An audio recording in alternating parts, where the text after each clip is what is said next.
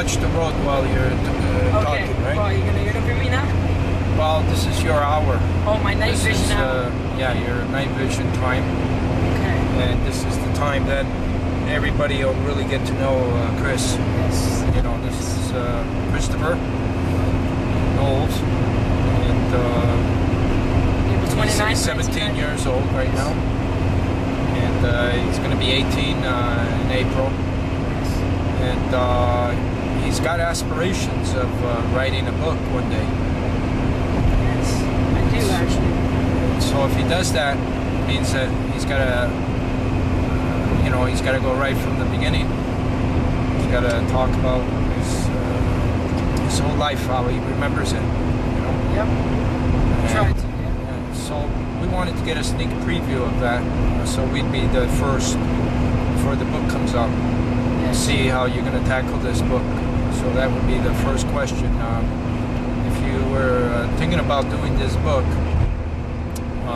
talk about how you would start, at the beginning, and talk a little bit about you as a child and then growing to where you are today.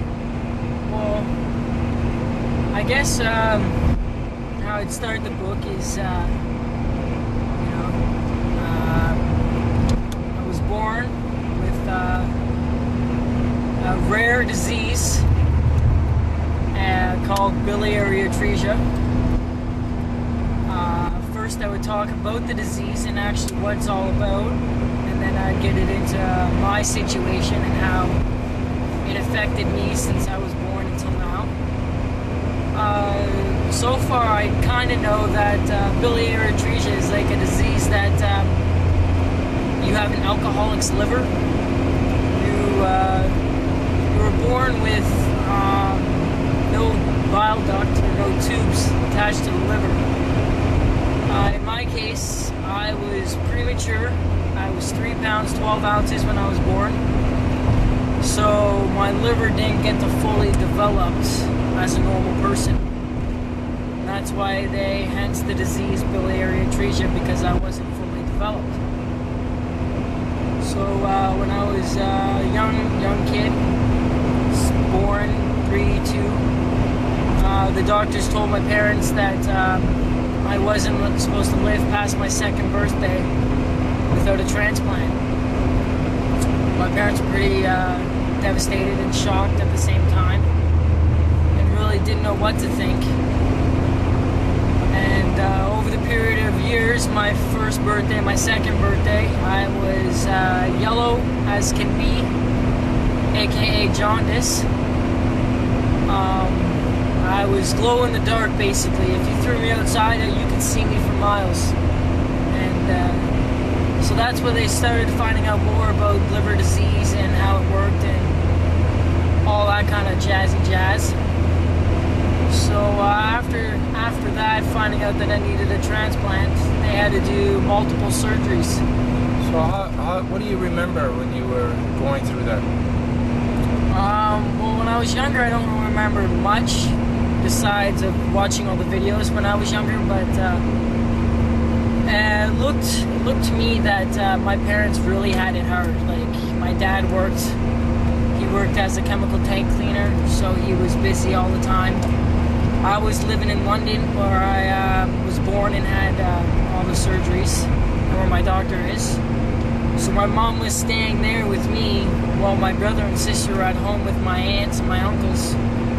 And then my dad would come home after work, drive right to London, visit me for a couple hours, sleep for the night, wake up early in the morning, and drive back to Sarnia for work. So it was really, really hard on my parents, more than it was, I guess, on me, because I was younger. And as of that, I respect that my parents, took care of me a lot, because they're my parents, obviously, but they spent more time with me than they did with Robert and Ashley, my brother and sister. And I'm kind of realizing that now, that I should be thankful for my parents because of what they did when I was younger. And a couple years ago, or 2 years ago, I guess I wasn't thankful enough, and I didn't really care that they were my parents.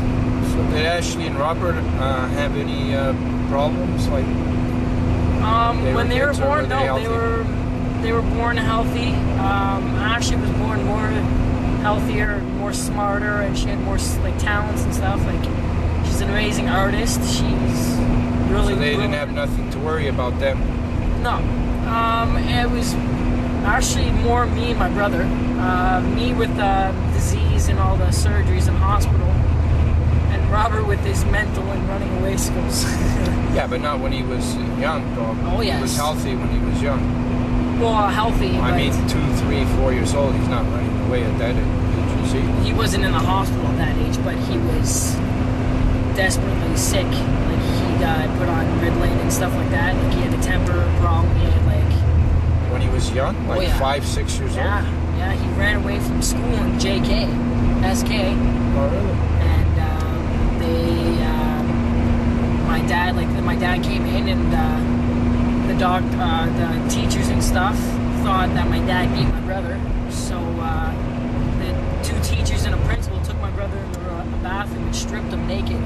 Yeah. So he was kind of abused when he was younger by all his teachers and shit. So that kind of hit him hard when he was younger, and that's why he's still kind of the way he is today. Yeah, yeah. But I had it the most, I guess, with the hospital and everything, and with more parents focusing on me and stuff. But it wasn't. If I was my parents, I wouldn't want to be my parents because of what they had to go through. So when did you start realizing that you were sick, or if you were different, or? I knew since I was younger. I was I think around 6 or 7, one of those ages.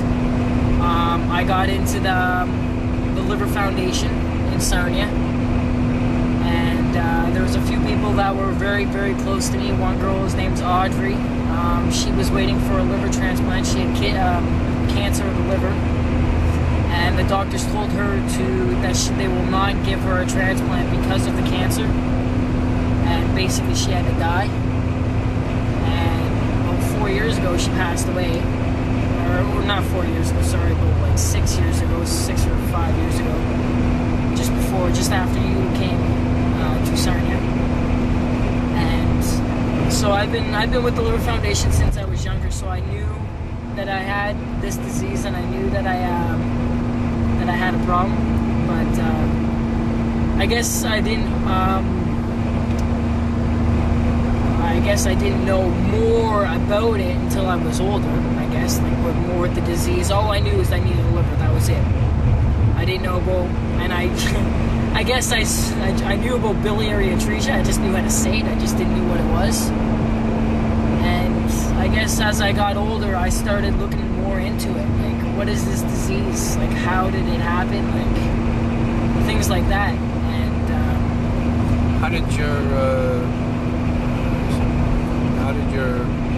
How did the kids at school treat you? They treated me great. I've been through 2 different public schools.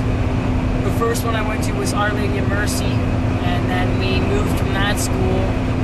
I don't know if we got kicked out or anything, but we moved from that school to Johnson Memorial. But in OLM, everyone knew about my disease. Everyone knew about me, and I had a few close friends, and I still am very close with them since JK, and they support me in every way they can.